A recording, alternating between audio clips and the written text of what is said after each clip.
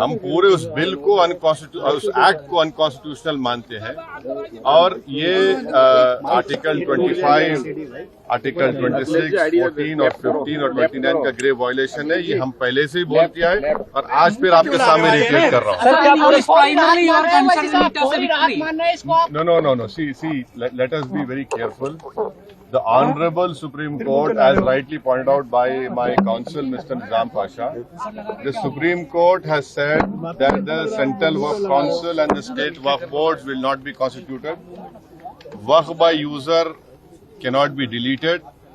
Now, there are other provisions also, which we as a party have come to the Honorable Supreme Court that calling it unconstitutional. Now, whenever it will be heard, our counsel, Mr. Nizam Pasha, on behalf of me, will be arguing it.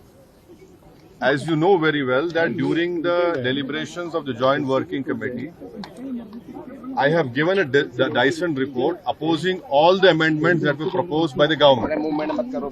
And during the debate in the Parliament on the consideration or passing of that bill, I have opposed each and every amendment. I have called it unconstitutional. I still call this law as unconstitutional, as violating the fundamental rights of Article 14, 15, 25, 26 and 29.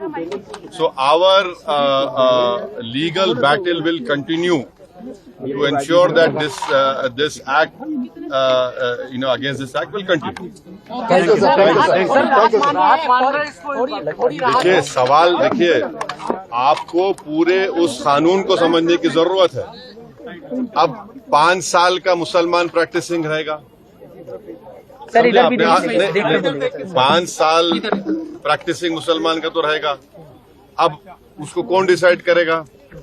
अब कोई महिला है, उसको कौन decide करेगा? तो ऐसे कई उसमें जो अमेंडमेंट्स के जरिए लॉ बनाया गया है, हम उसके आज भी मुखालिफत कर रहे हैं और कल भी अपोज करते रहेंगे। और लीगली हम सुप्रीम कोर्ट में चैलेंज किए, हम उसको उन तमाम चीजों को violation of the fundamental rights मानते हैं।